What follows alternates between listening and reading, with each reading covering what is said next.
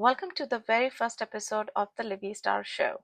It's a podcast by a first generation South Asian woman and the first of its kind in North America, featuring authentic, in person conversations rather than online interviews. We believe real connections happen face to face, creating a deeper, more engaging experience for both our guests and our audience. From artists, performers, influencers, models, entrepreneurs, event organizers, creators, local businesses, and industry professionals, this podcast is all about sharing inspiring journeys, untold stories, success tips, struggles behind the spotlight, and the conversation that truly matter. Today's guest is someone who balances ambition, passion, community, and fun. Please welcome Varun Kapur. Okay. So, Varun, you do many things, many things. Tell me one thing you would like to introduce yourself if someone meets you for the first time. All right. First of all, thank you, Livvie, for this opportunity. It's really an amazing opportunity to be here in the studio with you. Me as a person, I want people, if they meet me, if they talk to me, to know that this is the go to guy for anything. If they need help, say, for example, in real estate, I'm the guy. If they need somebody to host their events, I'm the MC. If they want somebody from a technology perspective or technology domain, this guy can help or at least connect. So, and then I do a lot other things as well, which you know, I'm also a notary public. But overall, I want somebody to have that open, candid conversations with me anytime they see me. And that's why I'm here having this candid conversation with you. Great. Since you said that, I would like you to kind of introduce yourself now. And I want to know what is the most important role you yourself associate with. All right. So, my introduction. Hello, everyone. I'm Varun Kapur. I am a very proud dad, uh, dad to two beautiful daughters. I am also a very proud husband. I'm an IT professional, work for a Fortune 500 company here in Austin. I also am a real estate agent with Keller Williams, and I do a lot of hosting, emceeing, and not to leave, I am also a YouTuber. I have my silver plaque here, the silver play button as they call it, which I have gained because and only because of one man, Sushant Singh Rajput, who I always thank for giving me this opportunity, this platform to be in front of everyone. Because before that, I was doing a lot of other things, but not being in the social kind of frame. But this guy, even though he left this world, but he has been watching me throughout, day in, day out. And I'm really grateful for that. So that's my brief introduction.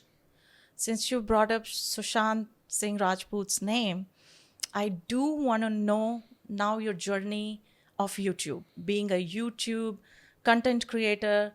How did you start? Why did you start? And how did this Sushant Rajput came into the picture? I think it was destined. He was destined to be part of my life, an integral part of my life. And I am really grateful. Uh, Even though the situation, the circumstances in which he became part of my life was very, very unfortunate. And I really regret that I did not get an opportunity to meet him in person. But he's like my soul brother. He's somewhere connected. He's still watching me from somewhere.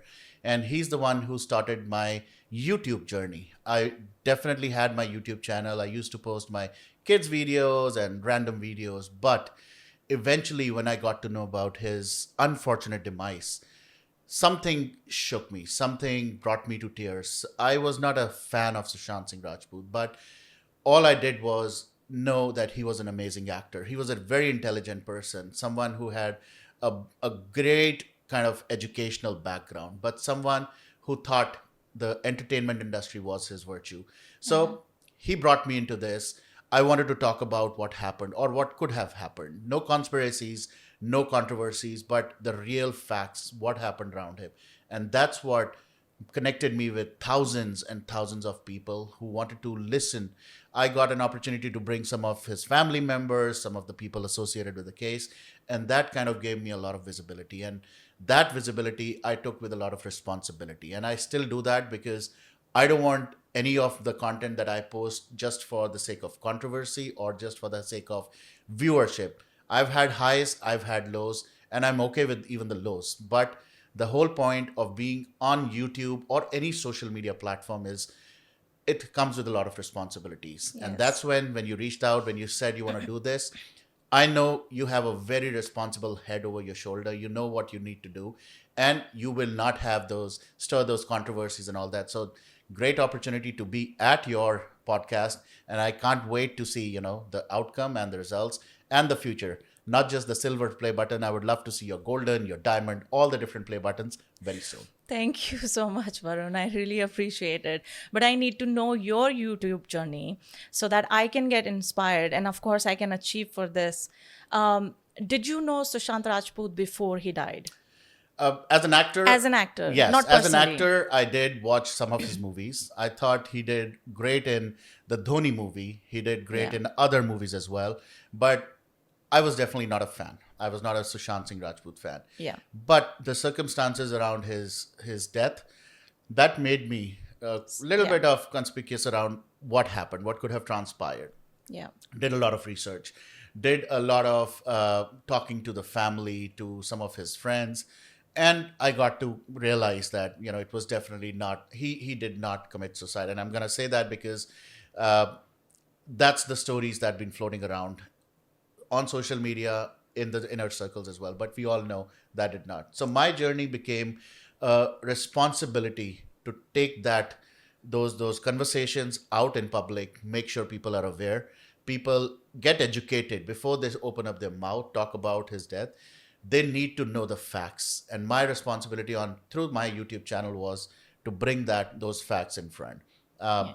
That's how it started. The funny part I always say is I did not do any kind of editing. There was no video recording. I never recorded videos. That was the only difference in other YouTube channels versus mine, that it was all 100% pure live content. I would hit the live button, go live with a guest, no pre-recording, no questions in a format that I share with the guest. It was all raw. Yeah. I think that made a lot of difference. That people connected with that, the real kind of conversations that I had, and I am really proud of those. I've built some great connections through Sushant's kind of case, and beyond that also. It was just not about Sushant Singh Rajput. Then I started picking up other social causes.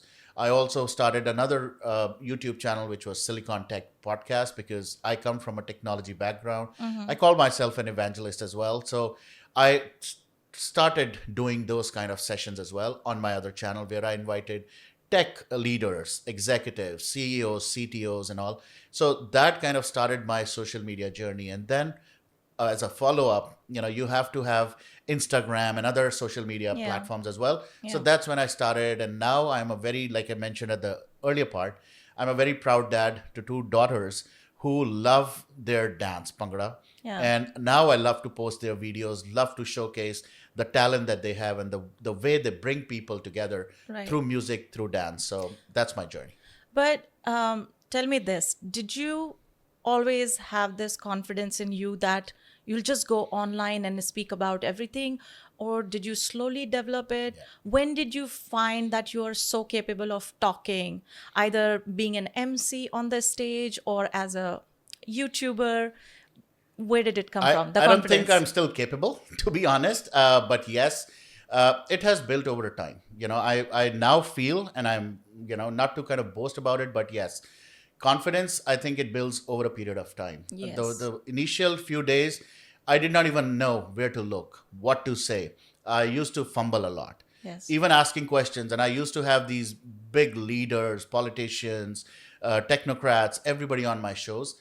I used to feel very uneasy. I used to sweat a lot. Yeah. I might be sweating right now as well, but those days I still remember. I used to pick up my handkerchief or a napkin, used to wipe my sweat live on a video. That's how I was. That's how naive I was.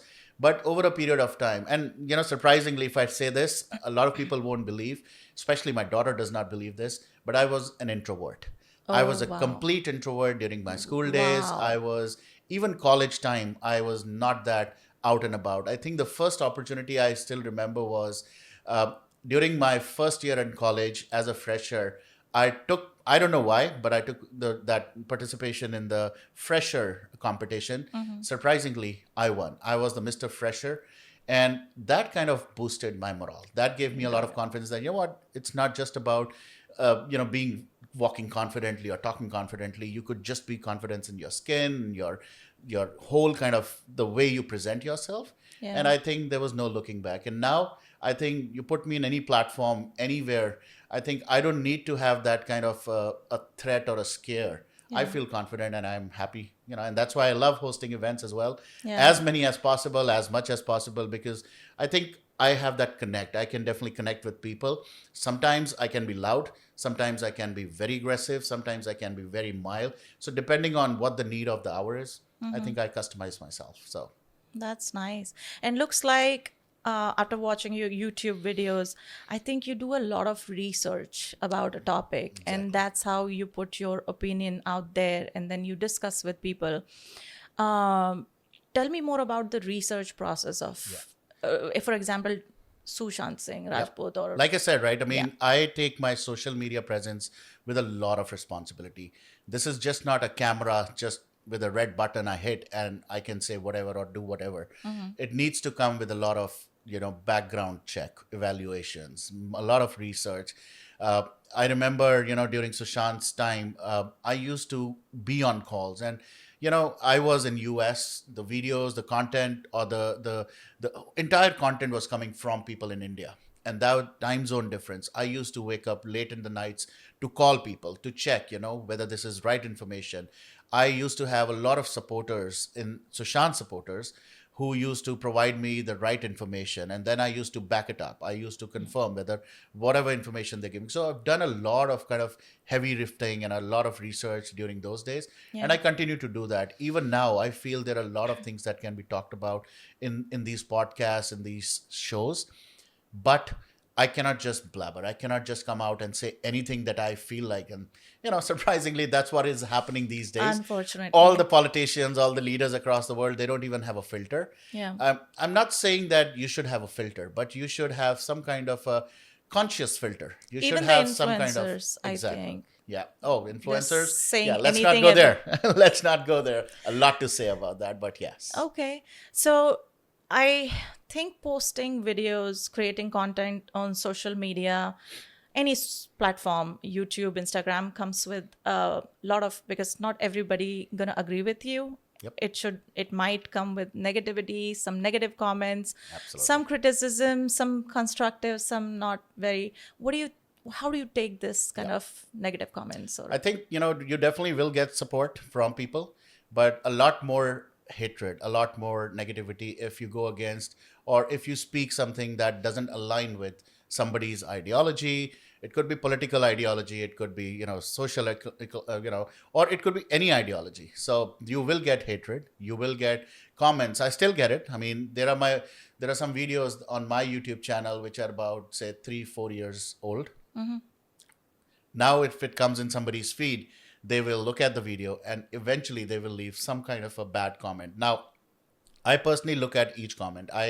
In those days I used to respond back as well. I was very aggressive at times that, what, why is this person targeting me? But over a period of time you learn, that it's not coming from maybe a bad intention. It's Yeah. that they don't connect with my ideology or what I'm saying. And I'm fine with that, because you need to have both the yes and the no's on your content.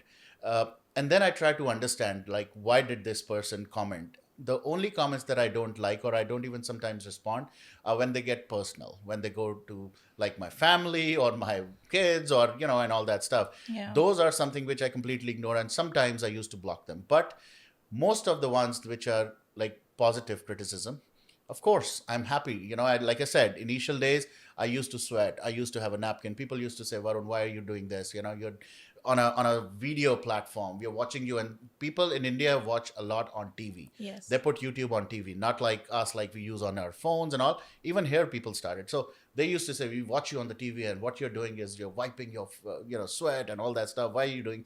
And I used to sit in my, like, home t-shirts and all that. I used to be very, very casual. Then I started to realize that it's just not about the content. Also, you need to have to present that content in a certain way, in a certain manner that people connect. And while they could be listening to you, but they're also watching you. And that's when I also do a radio show, and I started doing the video on that. I used to go live either on Facebook or Instagram so that people can now not only listen to a radio but watch. So it comes with a lot of kind of responsibilities, and I take it very, very seriously. That's nice to hear.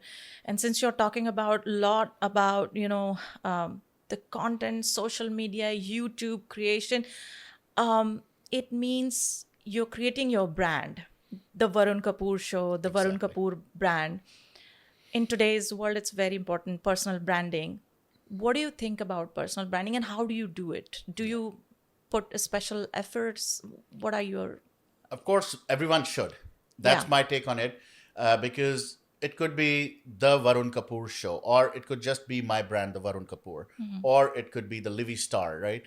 It's personal, it's Yes. yours, it's mine, and I have to be very proud of it first, but also responsible around it, that I don't do anything that can scar my brand. And be it professional or be it personal, your branding should stand out. You need to be represented. If somebody listens to, okay, have you listened or watched the Varun Kapoor show, then I'm really focused on what that response is. And I always work towards that response, that yes, Varun, yes, he's a very responsible guy, or he brings in this content, or he posts this kind of content. There have been days, I think I was mentioning it to someone, uh, when I moved to Austin, when I moved here and I started going around, people recognized me because of my content on Sushant Singh Rajput. People recognized me on the discussions I had with, say, Samir Wankhede from, that narcotics department, or from of the, I've done some very major events as well in Bay Area, and people recognize because they can connect. So my brand is very, very, very important to me. It's invaluable for me, and I Right. take it very seriously. Now, just not the social media aspect, of course, it is important. On my professional front, my LinkedIn is also my brand value. Right. People go to my LinkedIn to see, okay, what is this guy all about from a technology perspective? What is he doing? What is his role? So I take that. So overall, and I thank my company, for instilling this in me very early on, that your brand, even if you're a professional, IT professional, is very important. You start building it the moment you start working. And I think I've been carrying that forward. I keep on updating my brand values. I keep on updating my, the pictures, the taglines, and all that stuff. And I keep on posting a lot of. I do a lot of other tech writing as well, and a lot of things in the future that you're gonna see, hopefully on the podcast. But that is very important, and that's my advice also, to any of the new content creators and the existing content creators, that your brand is the most important thing that you can work upon. It's even more important than you taking breath, and that's what I feel. Okay, you should definitely focus so hard that you don't scar it, you don't do anything to demean it as well. If you're good at something, just propagate it. Do Yes. not be do not shy away from talking about it. Do not resist yourself. You know what? No, I don't want to be on the camera, or I don't want to be in the fire. It's okay. You don't have to be like all the time in front, but at the same time, do the right thing, bring the right content, and build your brand. Tell me, when do you think you hit the jackpot as a YouTube content creator? I don't think I've hit the jackpot yet, but yes, I'm here. I've already hit the jackpot. I'm the first speaker, or the podcast guest for Livvie Star. So yes, I might have done something right that I'm here. But generally speaking, right? I mean, I don't think there's of course there's a North Star, Yeah. my vision, where I want to be, but it's a journey, and I'm on that journey right now. It's a path that I'm gonna navigate myself through, be it professionally or be it on the personal front on YouTube and all that. This was part of my first like milestone, my journey, that I wanted a silver play button. God has been kind, support from family, support from so many people, that I got this. Of course, the next journey would be maybe the golden button, which will take me a lot of time and a lot of effort, a lot of sincere effort. So that's definitely on the cards. But overall, I think you need to enjoy the journey. And that's what I'm enjoying. I am not here to get those millions. And of course, I don't mind getting those millions of Yes. views and all that stuff, but that's not my goal. My goal is very simple. bring in some fun content, bring in some kind of real content, the Yeah. real conversations, which again, I'm really inspired that you also took that initiative, because in this day and age, those getting ready with me and the different kind of videos. Again, let's not go on that topic. That would be a different podcast altogether. But those are separate things. I am not in that genre, Yeah. and I never want to be in that genre. And I hope God don't make me do a get ready with me, because I will be a disaster. But more than that, I think I will always be on a couch, on a desk, Yeah. in conversation with someone more meaningful, who brings in, or brings in more relevant content, more important content, so that I can inspire someone, or at least that guest can inspire someone to take that initiative. So that's going to be my goal. So technically, you always post content which relates to you, which Exactly. you kind of agree with, Yep. or you have fun doing it. For example, you said you like posting your daughter's dance because you Correct. really enjoy Bhangra. Absolutely. Um, so tell me this: when do you think? I know you're number nine. You're like a lot of energy. You Thanks to have social media, everybody knows it now. yeah, yeah. You're number nine. You have a lot of energy. You have interest on, on doing everything. You are into everything. You're like, jack of all trades. And Master of none. I was not going to say that, but Right. do you really think, how do you manage all Yeah. this? Like you being MC, being in IT profession, working with a reputed company, being a very busy father of two daughters, the host, radio jockey. How do you kind of manage Yeah. everything into your routine? Excellent question. I think this is a very good question to any content creator, because I think It's time time consuming. management it's all about time management. Of course, I cannot thank my wife enough for that, Yeah. because she's the backbone. She's the pillar of strength. There are days when I want to do thousands of things. I don't know if it's related to my number nine or something else, but the amount of energy I have, I Yeah. that needs to be channelized, and I keep on looking for those avenues, those opportunities where I can use that energy to something more creative, something more useful. But I think I love getting involved in anything that I can, even if it takes a little bit of a risk, because end of the day, till the time it's not damaging my brand, my family values, my family life, or my daughters. I'm a very, very proud dad, and I'm very vocal about it as well. I don't want my daughters, when they grow up, next 5 years, 10 years, when they'll be on social media, then they have access to, they already, like my elder one has a little bit of access, but when they both go to YouTube or they go to any of the social media platform, they see their dad, they should not be like, oh my God, what cringe content? What has he done? Why did he do that? Just for some view? I don't want that. I want them to very proudly, okay, you know what, to a friend, watch this. My video did this interview with this XYZ person, or he danced on the stage with us, or we did this. I want them to feel proud. And my whole entire journey, last so many years, or whenever I started, has been around that tomorrow, when my kids, especially my two girls, they grow up and they watch it, they should be proud and not scared to share it. The other thing is, of course, like I said, this brand value. I don't know, what kind of things I will pass on to my kids, but at least I want to pass on this brand, that, what, this is my dad. My elder one, she's very proud of this. I still remember she was in third grade when, I got this. She was the one who kept on talking to her friends. My dad has a silver play button. And I was like, don't mention it. It's not something really great. But for her, this was such a proud moment. She has taken pictures. I mean, we have it on social media as well. She's more proud of me getting a silver play button than anything else that I have achieved in my life. So these moments of joy, this is what I earn for. Yeah. And I do so many things because I think my energy is really, really, like, I've got a lot of energy, I feel, and I thank God for that, and I hope it continues. But I think I don't want to be a master of just one thing right now. I want to try out everything, because when I grow old, which I'm growing very fast, when I grow old, I don't want to sit in regret. Oh, why did I not do that? Why did Yeah. I not try? what could have happened? I mean, I would have wasted some money, Yeah. maybe some time, Yeah. but I don't want to live in regret. That's my thing. That's nice to hear. I mean, of course, I think I'm the same like you, but I don't probably have that kind of confidence or courage to kind of try. But yes, I see your journey, I and disagree with that. I definitely disagree because you're sitting here.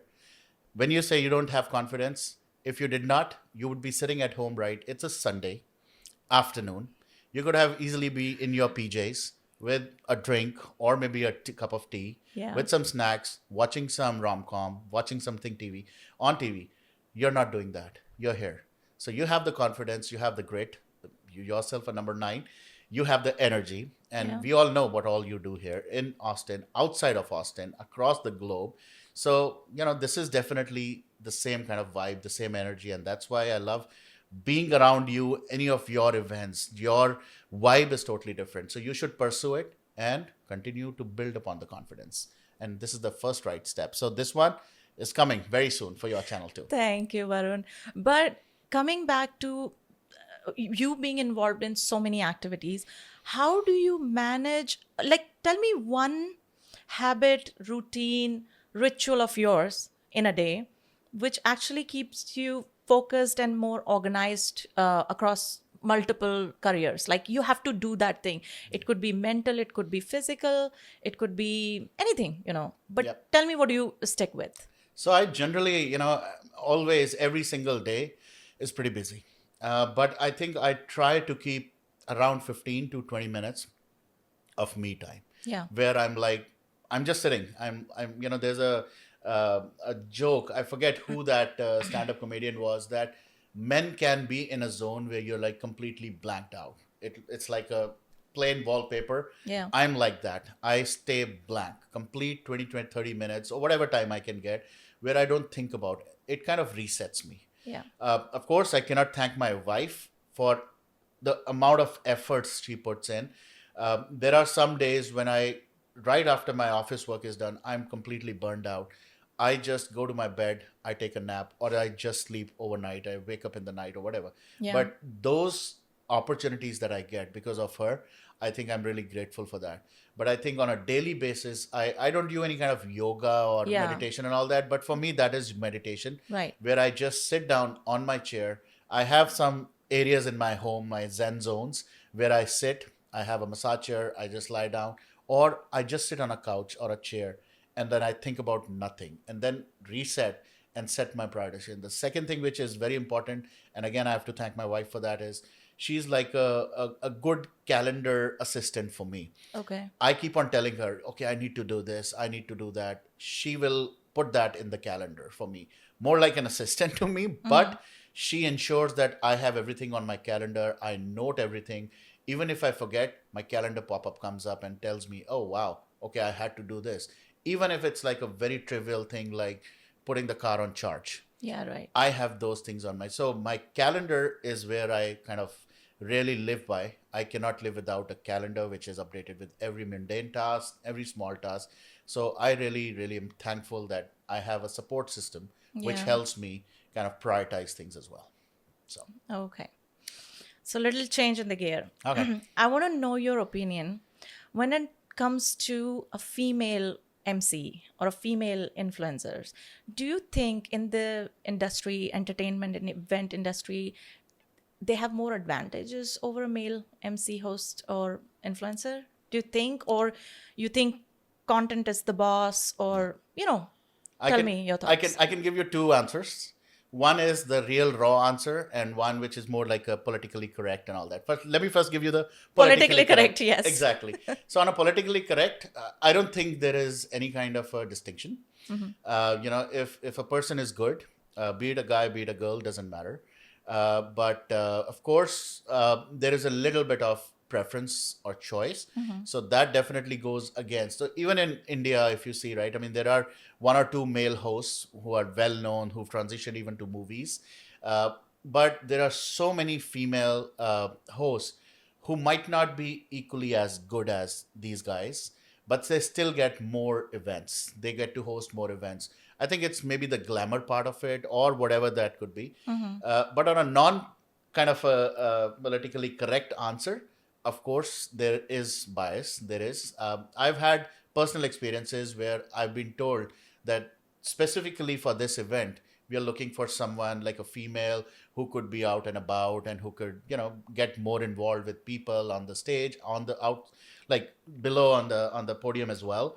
And I was like, okay, I mean that's fine. But end of the day, emceeing is something which doesn't come naturally to everyone. There has to be Yes. a skill set. It's just not about just coordinating. You get a list and you get things done. You have to control a lot of things, some unforeseen things that could Yes. happen. Yes. Some of the planned things can go haywire, and you have to get involved and engaged with the audience and keep them busy. I was recently at one of the events where a very kind of a big female MC was hosting, and there was so much dead air, there was so much silence. Hmm. At one point of time, even though I was not the host, I did not even know the people and all that stuff, I felt like maybe I should just go. The way she introduced the guest was so flat. But just because she's a female MC, she has that glamour, she got that opportunity, she was there, does not justify this. And I think, again, I I don't think want. she couldn't create the energy, Exactly. It's all about the vibe, right? the vibe. MC is Yeah. not the star performer. Mm-hmm. He's not. He or she will not be the one who's going to take. But eventually, people will remember that event if you're able to connect all the different pieces together. Mm-hmm. And they say, wow, overall, wow. That wow experience is what an MC is supposed to give. If you're not able to give that wow experience, then be it a guy, be it a girl, doesn't matter. So that's how I feel. But when people tell you that they prefer female MC over a male, don't you have any answers to Nope. them? Don't you That's their say? personal choice, right? I mean, But still, I mean, you can. I don't want to wear a lady's dress No, and all that stuff, no, right? no. So But that's there. you can Yeah. always say like, I'll do the same. I can engage with the crowd. I can do the. I don't. No, but I'm I just cannot. surprised to kind of. Sad to say, but I cannot do the same. I cannot bring in that glamour. I Okay. cannot, again a separate, Okay. not a controversial podcast which we can do in the future. I can give you more kind of content around that. But Yes. overall, I think it really doesn't matter. It's a personal choice as well. An Yeah. organizer, whosoever. So like for me, right? I mean, I've opened up for some of the stand-up comedians as well in the past. Mm-hmm. Now there, it's more than emceeing. It has to be that crowd attention seeking as well, Right. that connection, and bringing some relevant content. So I've done that opening acts for stand-up comedians like Amit Tandon, Gupta ji, and all that stuff. Mm-hmm. I've also just emceed, wherein I just introduce the people. So I'm happy doing that. I'm happy doing whatever is the need of the hour. But of course, if there's a preference, somebody has a preference that let's get some glamour, because that will pull a different kind of a crowd, the youngsters or maybe the boys or the men and all that stuff. Because again, not being getting into the controversy side of it, end of the day, most of these events, the end decision maker comes from the family as the guy, that what, I want to go to this event. Mm-hmm. And the ladies are okay, if you're going, or the women or the wives or the girlfriends, they'll say, okay, we'll go.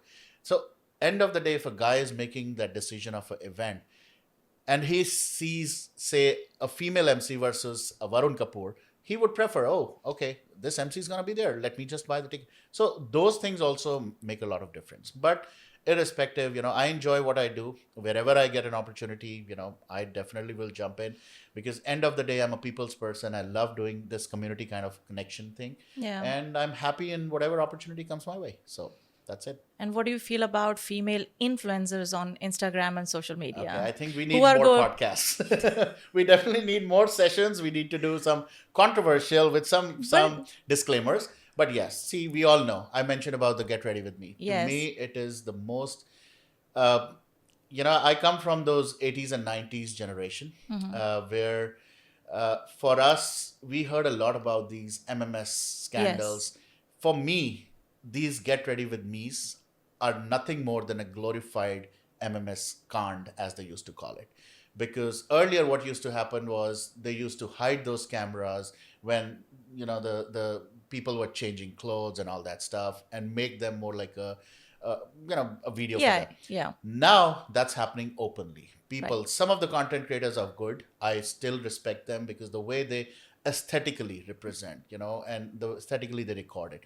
But some of them are so disgraceful, because if I somehow happen to scroll and something comes up, I would not even keep for like 3 seconds. So those disgusting videos, and not just the get ready with me. I mean, there are Yes. get ready Take with any me. example. Some of the makeup artists, they do so aesthetically, beautifully glorified get ready with me for brides and all those stuff.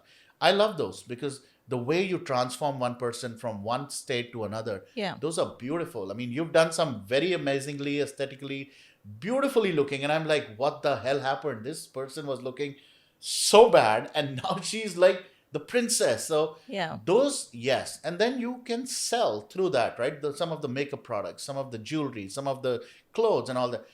That should be the kind of a thought process behind those videos, not just exposing, not just bringing sheer nudity Yeah. to the forefront. And I don't like those, and that's again a personal Personal choice. choice. I don't mind that. But technically, what you're saying is it's not about what you're doing, it's like how you're doing it, how you're Exactly. representing it. Exactly. So Exactly. that's, You could do get ready with me. You can do whatever you want to do. yeah, right. People are dancing in front of monuments. People are dancing in front Oh, of yeah. whatever you want to do it. It's freedom of life. You Okay. do whatever you do, but do it more aesthetically so that tomorrow, like I said, if your kids, your parents, they watch you, they should not feel disgusted. What the Okay. hell is this? Just for some money, some views, they've gone to that level. That's what I just don't like, and Yeah. that's a personal choice. Yeah. So you have worked with a lot of events organizer in Austin, in California. What do you think right now? What is event organizers situation here in Austin?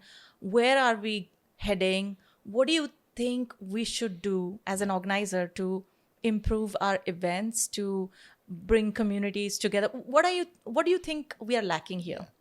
So again, I'm not that kind of an expert to give expert advice, but some of But the you have seen suggestions, a yes, lot. I'm seeing it. I'm just not Austin, right? I mean, I just came back from one another event in Chicago. I've attended so many in Bay Area. I've attended in New York, New Jersey, and across the board, I see, people, they are the king. Yeah. They're the ones who are going to buy your tickets. What do you have to offer? I'll give you an example. Like this event that I was part of last just a couple of days back. One thing that I saw was excellent event, excellent singer, excellently organized. There was no food. There were no food vendors. There was nothing. It was an evening event, no drinks vendor. These little things, these nuances definitely make a difference. That you could have easily made some money, but at the same time provided some comfort. End of the day, if I'm buying a ticket, I need to have comfort. I need to feel okay. Parking will not be an issue. Food wise, if I'm not going after dinner, I will get something to eat or drink. Water, access. Those are little things which people don't think, but some of the amazing organizers, they think about it. Uh, on the event perspective, getting the right kind of a artist or person to this, to any of the event is very important. You cannot just get anyone and everyone and feel that everyone will connect. There are people who are really connected, be it on social media or through YouTube videos and all that stuff, like stand-up comedians. I think they've built their own niche now. They don't do a lot of promotions, but they have their own fan bases. They go to that website, check which stand-up comedian is coming, and they will attend their event. Even if the count is less, that's fine. They've raised the ticket prices. The fans are still ready to pay those high prices because they are this particular artist fan.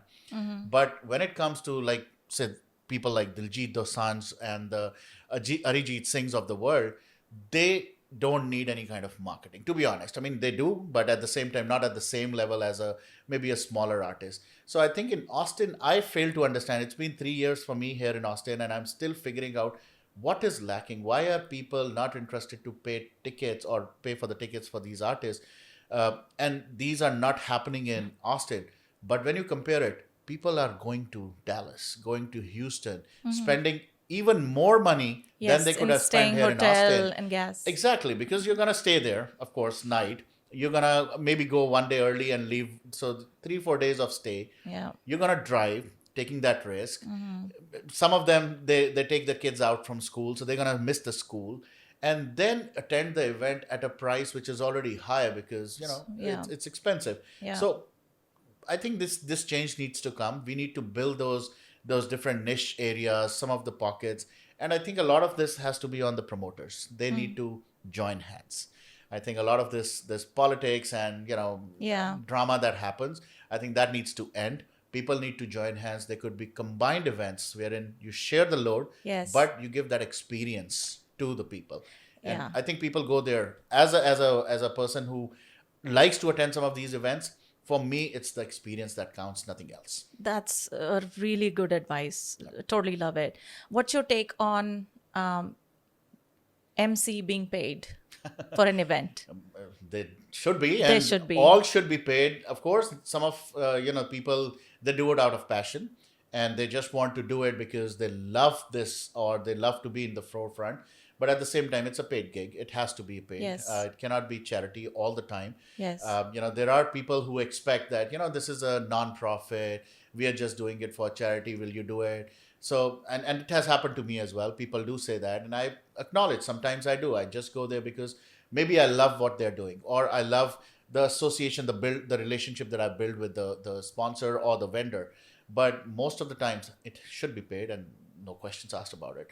If a musician is being paid, if a singer is being paid, if a cameraman is being paid, why not an MC? Simple as that. I agree. It's Totally a, agree. it's a career. It's a professional career as well for people. Yep. Just because someone does it out of passion does not mean that they can be taken for granted. Yep. So So what's coming next, Varun? I, What are I, you doing? I don't know myself. I know, there are some events coming up in Austin, and Yeah. I'm really proud to be part of those, starting from, I think, the Republic Day parade that's going to come in Austin. But then there's obviously Diwali. We're waiting for Diwali, and there'll be some more smaller events, bigger events. Any But of your venture? Anything I, new, brand new? we'll Thinking? see. We'll Okay. see. We'll see. We'll do something. Okay. I'm really passionate about certain things, and like I said, the next podcast you do in few months. Of course, I don't want to be back again and again. I want to see more guests on this couch with you. Yes. But the next time I come in, maybe I'll come up with something really amazing, maybe on my professional end. So we'll get to know. We'll get to know in period of time. But I think I'm really happy to be part of this beautiful city of Austin. I Yes. moved from Bay Area. I love Bay Area a lot, but I think Austin is my home city now because I connect with so many amazing people, just like Livvie, some brands, some organizers, and some of the new friends that I've made who are more than family to me now. And I think for anybody who's watching, who's out of Austin, I think Austin is the place. Come here, stay here, be part of the culture. It's the musical capital of the world. I would love to see more of the musical, the acts, the stand-ups, the dancing, and all that stuff. There are so many things to do here in the city, and I think it's the people that matters. And I'm really proud to be part of this community. I'll be more than happy to come here with maybe the golden button next time, or For a sure. silver button for Livvie and a golden one for me. Let's do that very soon. Absolutely. So we're actually reaching towards the end of our show. I'm gonna quickly ask you a few rapid fire All right. questions. There It's we go. very Hopefully not controversial. no, Let's see. not at all. Come on. Coffee or an energy drink before hosting events? Coffee. Okay. Hosting on stage or YouTube filming? Stage. Hosting on stage. Okay. Instagram or YouTube? Uh, I want the YouTube still golden button, but I think Instagram these days because it connects more people. Yeah. But of course, YouTube for sure any day. One app you cannot live without. These days, it's again the edits from Instagram because I'm editing a lot of video content. Oh. But I think I also do a lot of reading and listening. So any podcast that comes my way, it could be on any of the platforms. So any podcast app would work. Okay. And your dream collaboration, who do you want to do with? Like celebrity, either on YouTube or Instagram or your radio show? I mean, there are many. Yeah. It's a long wish list. One name I would definitely say is, I really want to. I always get into this uncomfortable zone. I always want to. I want to interview Donald Trump. Ooh, I want to wow. have him in front of me and ask him some straight up questions. Okay. Some of these questions very genuine, coming from my heart, Yes. not to stir any kind of controversy, but sometimes I wonder, what goes on in his mind. Is it? Some of the decisions that he's made, some of the things that have happened. I really want to understand. But I also want to kind of, talk to some of the bigger like Indian players like cricket players and some of these sports person to understand, where are we lacking? Not just the cricketers, but even in the general sports arena, where are we lacking? Why don't we're a country of like billions of people. Why don't we see those Olympic gold medals? Look at China, look at other countries, some of the smaller countries. They have so many gold, silver, and bronze medals in Olympics. What is happening? Why are we not getting? So I would love to interview those people to expose, to even bring to the forefront the reasons or the lacking, the things that are lacking in our infrastructure, so that I can expose and bring that support to them. So those are some of my kind of things. For the or the controversial ones, we'll do another session where we do only controversy session, and I'll Yeah. list you those names as well. For sure. So we hope you fulfill your wishes very soon in the future. And thank you so much for coming on the Livvie Star Show. Absolutely. Thank you so much for Thank being you a so part. much, Livvie, and I wish you all the very best. Thank This you. is just the beginning, Thank you. and your North Star should be the diamond play button, is what I vision for you. Fingers Long way crossed. to go, but let's do it together. Let's do it together. All right. Thank you. Okay. Take care. Thank you. Bye-bye.